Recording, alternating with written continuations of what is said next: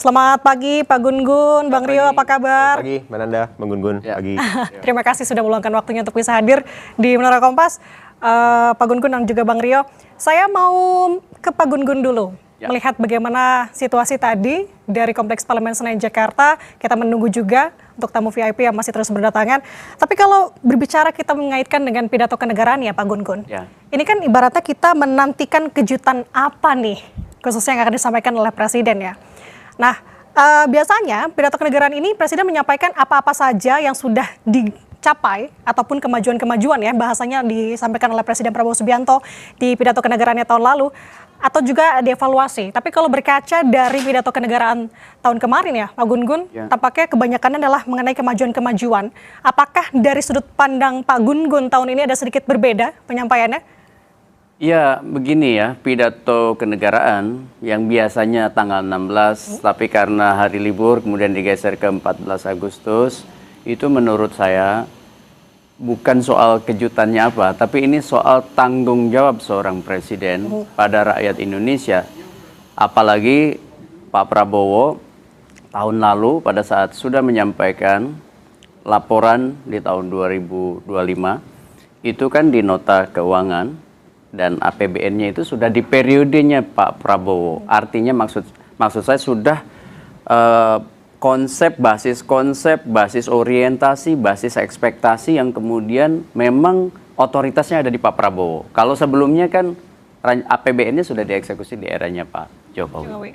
Nah, ini sehingga kemudian perlu penegasan kepada rakyat Indonesia 1 tahun yang sudah dieksekusi itu harus dilaporkan pada publik. Inilah yang disebut dan laporan lembaga-lembaga negara, termasuk tentu juga institusi kepresidenan dengan otoritas yang ada pada dirinya, gitu maksud saya. Memang tradisi pidato itu sudah dimulai kalau eranya Pak Soekarno, Insinyur Soekarno itu kan selalu tanggal 17 langsung kepada rakyat, tidak di sidang MPR. Tapi kalau eranya Orde Baru mulai tahun 1967 itu mulai di sidang MPR, dan nota APBN, nota keuangan dan rancangan APBN biasanya disampaikan kalau tidak salah itu mulai tahun 1968. Jadi itu tradisi tahunan yang biasa saja. Tapi menjadi substantif kalau kita bicara pertanggungjawaban seorang presiden pada rakyat Indonesia atas apa yang sudah dilakukan dan hal-hal yang mungkin menjadi pertanyaan publik bisa dijelaskan. Begitu.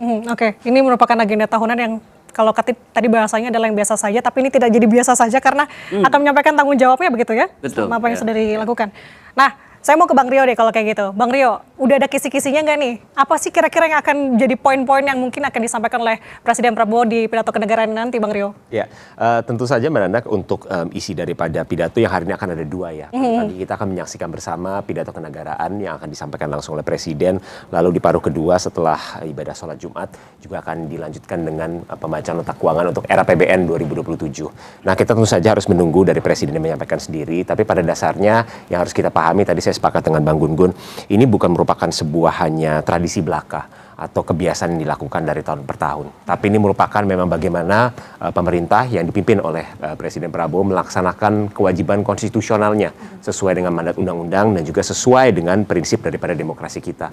Di mana Presiden menyampaikan pertanggungjawabannya kepada rakyat melalui wakil rakyat. Apa saja yang akan disampaikan oleh Presiden baik dalam terutama di dalam pidato kenegaraan, yaitu tentu saja evaluasi tentang apa saja yang sudah dicapai selama 1 tahun terakhir daripada pemerintahan Presiden Prabowo. Juga tantangan apa yang sedang kita hadapi hari ini dan bagaimana caranya kebijakan-kebijakan ini dapat menyelesaikan tantangan tersebut ke depannya.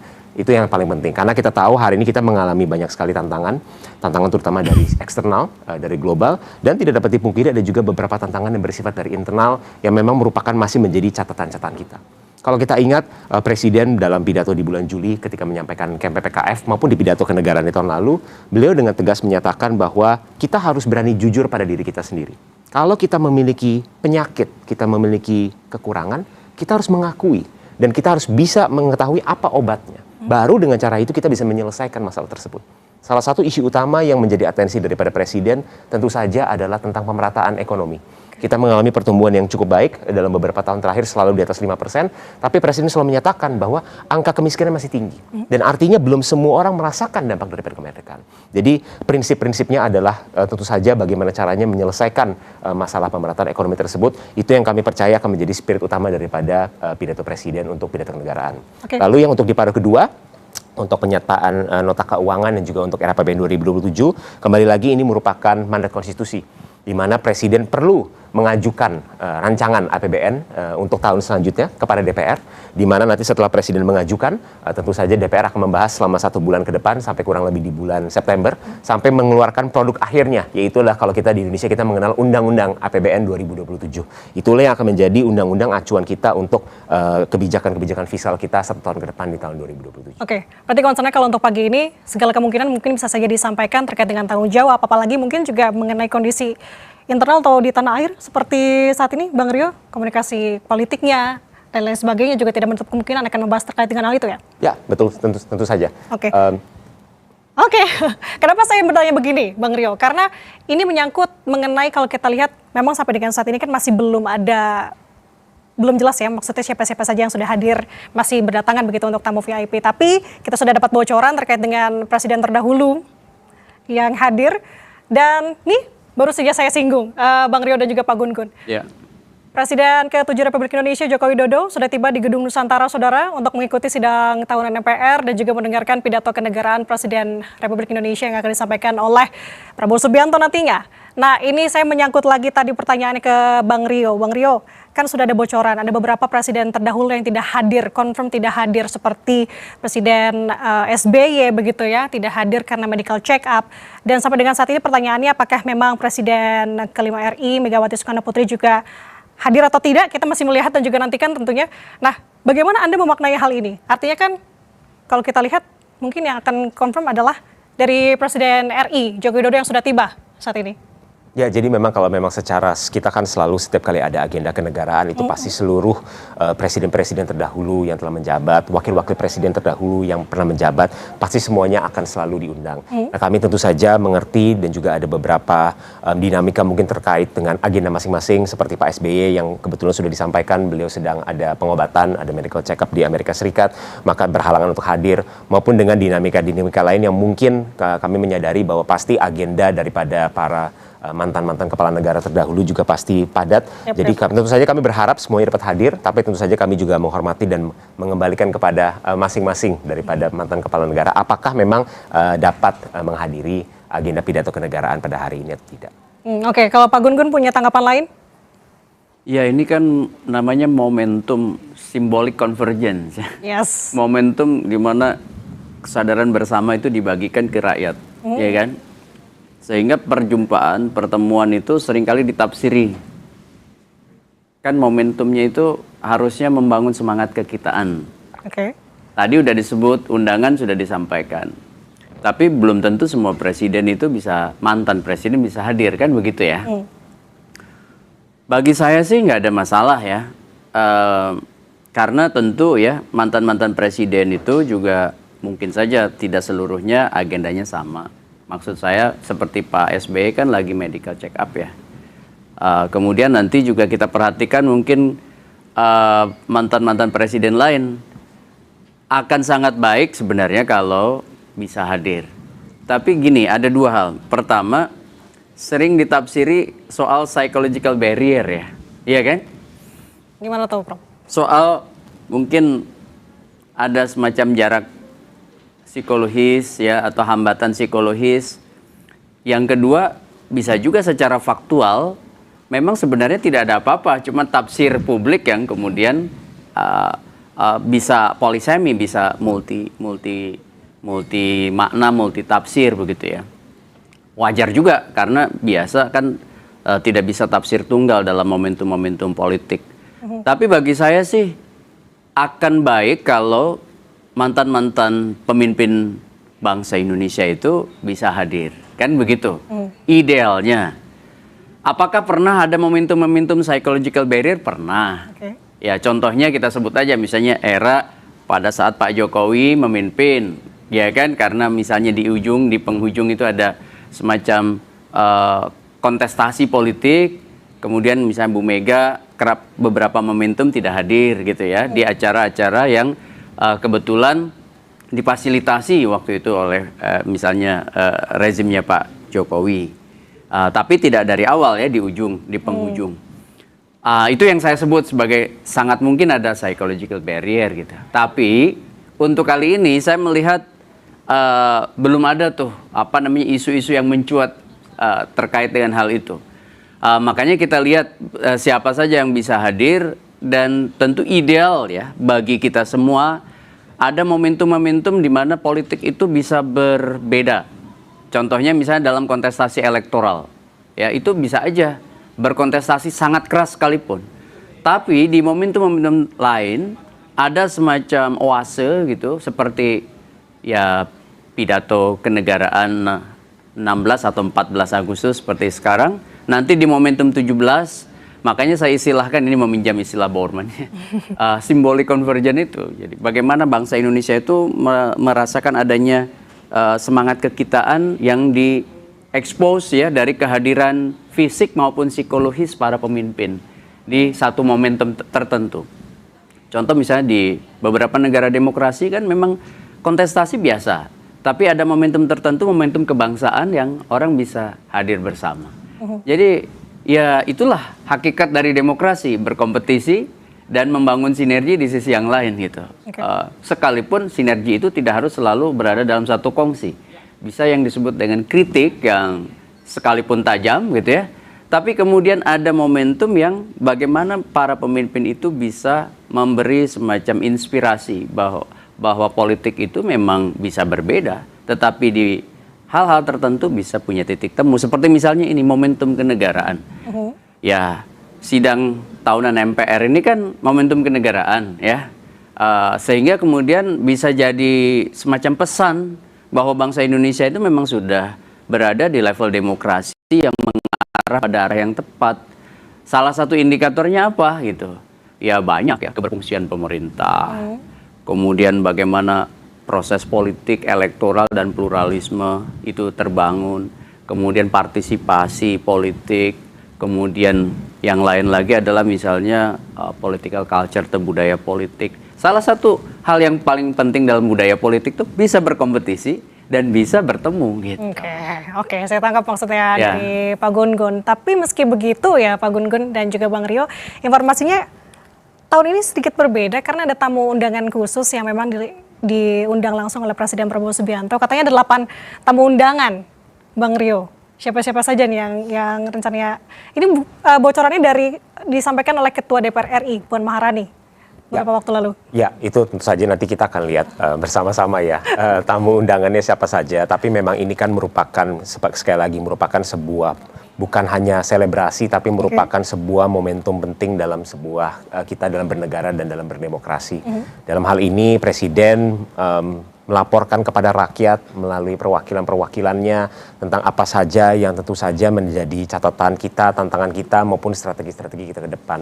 Nah, tapi yang ingin saya sampaikan di sini Mbak Nanda adalah bahwa kita juga harus objektif dalam ketika kita menilai apa yang memang sudah baik, apa yang memang masih kurang baik dalam catatan kita.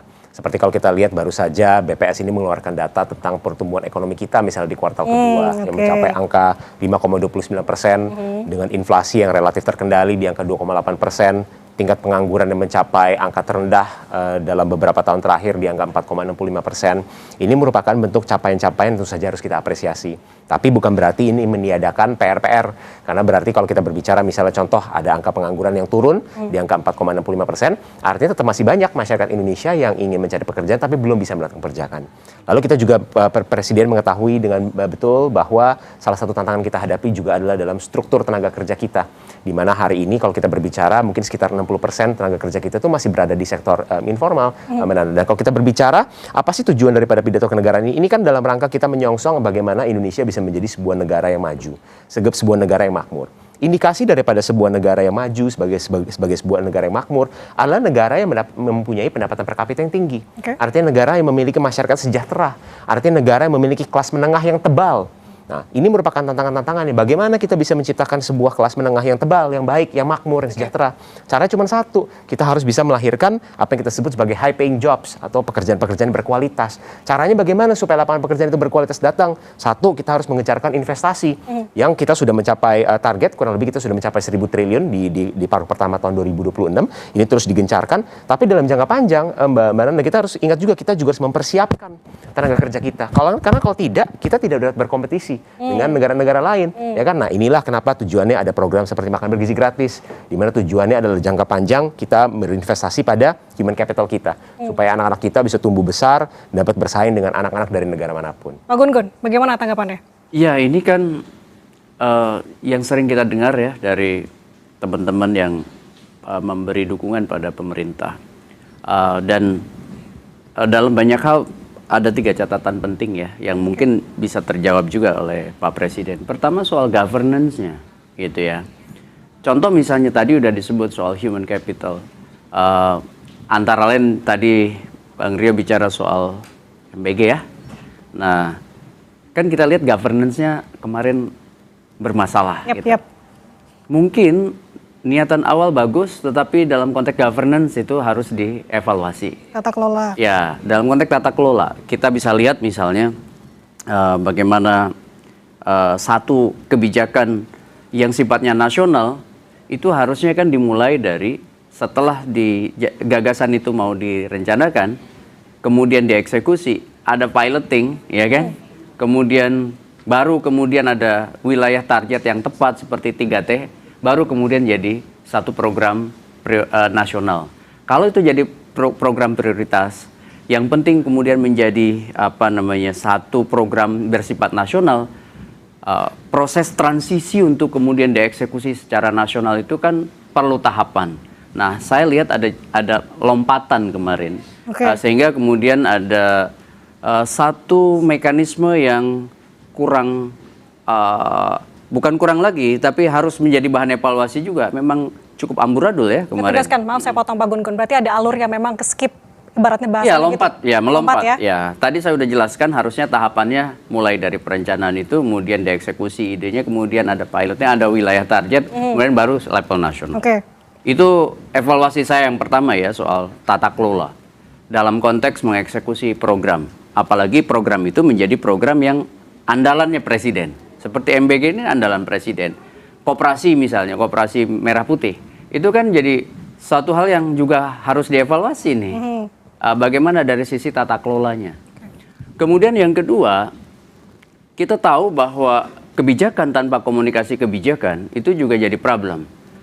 Presiden sudah mengakui seingat saya April 2025, itu bahwa salah satu persoalan yang bermasalah itu komunikasi kan. Nah, saya melihat perlu diperkuat lagi yang disebut dengan komunikasi presidensial. Komunikasi presidensial itu kan karakternya 3, ya kan? Pertama itu official resmi, yang kedua itu direktif, ya, memberi arahan ke bawah, ya kan? Kemudian yang ketiga otoritatif. Nah, dalam banyak momentum saya melihat ada sebenarnya opini publik yang kontroversial diragam komunikasi pemerintah, gitu kan? Contohnya misalnya, bagaimana pernyataan presiden ketika misalnya turun ke bawah, maksud saya Mbak Nanda, itu ke wilayah kerja-kerja teknokrasi komunikasi, entah itu di KSP, entah itu di Bakom ya. Pak Gun, maaf kita potong dulu, kita tahan dulu sebentar karena kita akan lihat dulu bagaimana situasi terkini di Kompleks Parlemen Senayan Jakarta. Kita sudah lihat nih ya, Pak Gun dan Bang Rio, Presiden Republik Indonesia Prabowo Subianto sudah tiba di Gedung Nusantara di Kompleks. Oh, ternyata Wapres Republik Indonesia Gibran Rakabuming Raka beserta istri sudah tiba. Tampaknya kalau ini sebentar lagi akan ada kedatangan presiden ya, sudah tiba bentar lagi seharusnya. Kalau misalkan melihat dari tahun lalu bagaimana alurnya. Nah, kita kembali lagi sembari melihat visual terkini, saudara. Wakil Presiden Republik Indonesia Gibran Rakabuming Raka sudah tiba di Gedung Nusantara untuk mengikuti sidang tahunan DPR. dan juga akan mendengarkan pidato kenegaraan yang nantinya akan disampaikan oleh Presiden Republik Indonesia Prabowo Subianto. Turut didampingi juga oleh Wakil Ketua DPR RI, beserta juga dengan anggota DPD RI, yang kemudian akan nanti diarahkan untuk masuk ke ruang rapat paripurna. Sembari kita melihat bagaimana situasi terkini dari Kompleks Parlemen Senayan Jakarta, kita lanjutkan dialognya tadi, Pak Gun-Gun, terkait dengan evaluasi. Ada 2 poin tadi yang sudah disampaikan. Ya, poin kedua tadi soal komunikasi kebijakan ya, karena dalam konteks negara demokrasi, kebijakan tanpa komunikasi kebijakan biasanya itu akan lahir kerusakan. Karena tidak dipahami, tidak mendapatkan dukungan gitu dari publik trust-nya rendah maksud saya. Nah, sehingga ini kemudian perlu jadi catatan. Kemudian yang ketiga, bagaimana pelibatan kelompok-kelompok di luar pemerintah dalam komunikasi deliberatif ya, dalam komunikasi yang sifatnya itu timbal balik, ya resiprokal. Jangan kritik pada pemerintah itu selalu kemudian ditafsiri sebagai kebencian pada pemerintah. Anda ingin menyebutnya itu sebagai anti kritik atau bagaimana berarti? Enggak, saya ini bicara suatu hal yang normatif sebenarnya, bahwa konteks negara demokrasi itu butuh kritik sebagai nutrisi bagi pemerintahan. Ya contoh,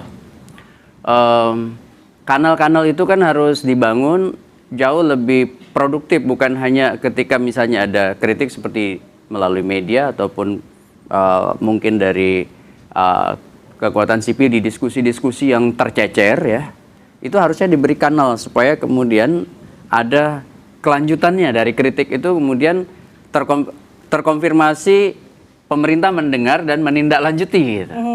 Nah, ini penting dalam konteks suara kelompok di luar kekuasaan yang terkanalisasi ya dalam satu komunikasi yang produktif dengan rejim siapapun yang berkuasa.